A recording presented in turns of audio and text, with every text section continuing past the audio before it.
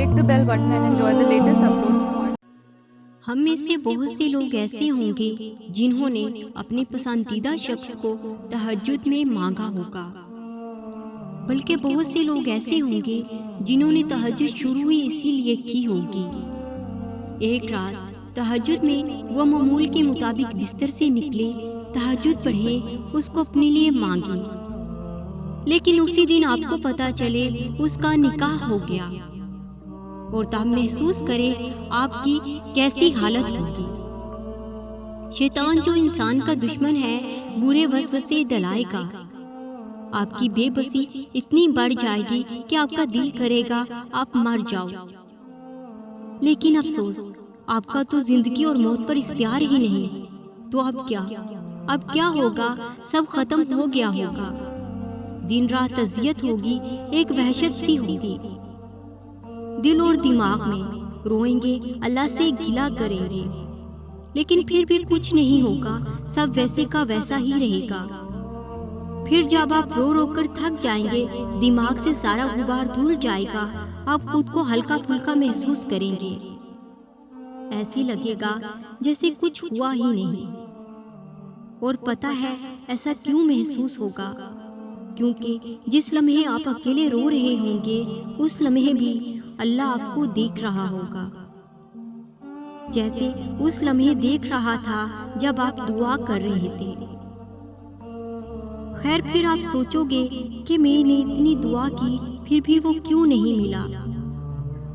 ایسا اس لیے ہوگا کیونکہ عموماً جب لڑکیوں کے ساتھ ایسا کوئی سانحہ ہوتا ہے تب وہ ایسے حالات سے گزرتی ہیں۔ لڑکیاں بہت نازک ہوتی ہیں، وہ بہت جلد خواب بن لیتی ہیں، ان کی زندگی ایک فیری ٹیل ہوتی ہے جو کہ انہیں بچپن سے اگلے گھر جانے کے لیے تیار کیا جا رہا ہوتا ہے، اور پھر وہ اگلے گھر کے خواب سجا لیتی ہیں، بالکل ناول، ڈراموں اور فلموں کی کہانیوں کی طرح، اور پھر جب ان کا وہ زندگی کا خوبصورت خواب ٹوٹتا ہے تو وہ بکھر جاتی ہیں۔ کبھی سوچا ایسا کیوں ہوتا ہے کہ اتنی دعاؤں کے بعد بھی وہ شخص نہ ملا؟ کیونکہ اللہ آپ سے بہت محبت کرتا ہے، اور وہ نہیں چاہتا کہ آپ کسی کمزور اور لاچار سلیپنگ بیوٹی کی طرح شہزادے کے انتظار میں زندگی گزاریں، کہ وہ شہزادہ آئے گا تو بیوٹی جاگے گی۔ نہیں، اللہ چاہتا ہے آپ بہادر اور مضبوط بیوٹی بنے، جیسے پتہ ہو کہ وہ صرف شادی کرنے کے لیے دنیا میں نہیں آئی، اس نے کچھ کر کے جانا ہے اللہ کے پاس، تاکہ جب اللہ پوچھے اے میری بندی تو دنیا کو کیا دے کے آئی ہے، تو تب اس کے پاس کوئی جواب تو ہو جسے سن کر اللہ اس سے راضی ہو جائے۔ فیری ٹیل سے باہر نکل کر دیکھیں، دنیا کو محبت کی نظر سے دیکھیں، اللہ سے اللہ کو مانگے تہجد میں، پھر زندگی کا لطف اٹھائیں، شیطانی خوف اور خیالات سے ہٹ کر اللہ کی رحمت کے سائے میں رہ کر زندگی کے رنگ دیکھیں، مزہ آ جائے گا، لطف آ جائے گا جینے کا۔ جو محبتیں ہمیں توڑ کر اللہ سے جوڑتی ہیں انہیں ہرگز کوسنا نہیں چاہیے، ان کے حق میں دعا کرنی چاہیے کہ انہوں نے آپ کو کمزور بے فیض سہاروں سے محروم کر کے آپ کو اکیلا چھوڑا، آپ کو توڑا تاکہ آپ ٹوٹے ہوئے وجود سے جھکیں تو سامنے اللہ دکھائی دے، وہ اللہ جو تب بھی وہاں موجود تھا جب ہم سیرابوں میں تھے۔ آخر یہ ٹوٹنا بکھرنا اور کب تک؟ مگر نہیں، ہم ذرا سا سنبھلتے ہیں تو اٹھ کر پھر سے نت نئے چہروں کو دیکھتے ہیں، آرزوئیں کرتے ہیں۔ ہمیں چاہیے کہ ہم اپنا راستہ ہدایت والوں کی طرف موڑ دیں اور یقین جانیں رب کی مقرر کردہ حدود میں ہی سکون ہے، جن کا ملنا دعاؤں سے بھی ممکن نہیں ہوتا، اللہ پاک ان کے لیے تہجد کا وسیلہ بنا دیتا ہے۔ جب تمہارا یقین تمہاری دعاؤں کو تسلسل ٹوٹنے نہیں دیتا، تب اللہ پاک بھی تمہاری چاہت کو معجزوں سے جوڑ دیتا ہے۔ وہ تو قبولیت کے امکانات تب بھی رکھتا ہے جب تمہاری نظر میں تمہاری کہانی مکمل ختم ہو چکی ہوتی ہے۔ اللہ پاک تو اتنا کریم ہے کہ ایک بھی سسکی کا صلہ ضائع نہیں ہونے دیتا۔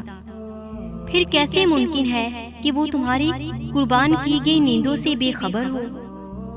وہ نیند چھین لے تو اسے سزا مت سمجھو، ہزاروں میں سے اس نے تمہیں چنا ہے، کیونکہ تم اسے سب سے زیادہ محبوب ہو، اور جو اسے محبوب ہو جائے وہ اس کی دعاؤں کو بھی محبوب کر لیتا ہے، اور جس سے اسے اتنی محبت ہو اس کے منہ سے نکلی ہوئی کوئی بھی بات وہ کیسے رد کر سکتا ہے؟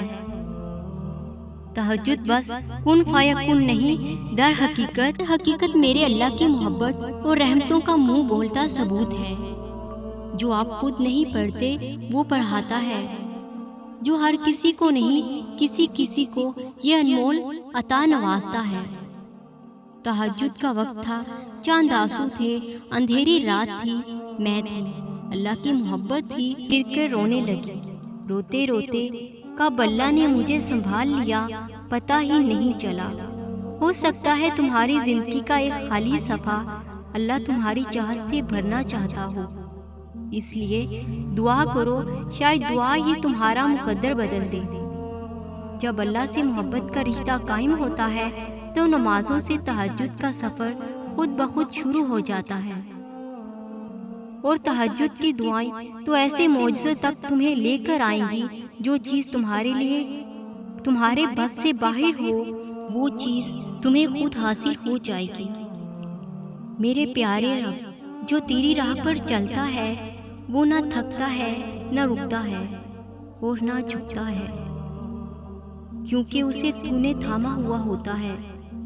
میرا ہاتھ تھامے رکھنا میرے اللہ، میرے دل کو حوصلہ اور میرے قدموں کو طاقت عطا فرمانا، اور مجھے ہمیشہ کے لیے اپنے بنائے گئے راستے پر چلنے کی توفیق عطا کرنا، ان سب چیزوں سے دور کر دینا جنہیں تو ناپسند کرتا ہے، بس اپنی ہدایت والے راستے پر قائم رکھنا۔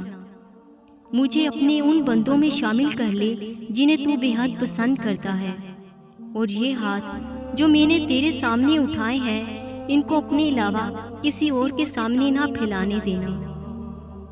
اللہ تعالیٰ سب کے نصیب اچھے کرے، سب کو شیطان کی شر سے بچائے۔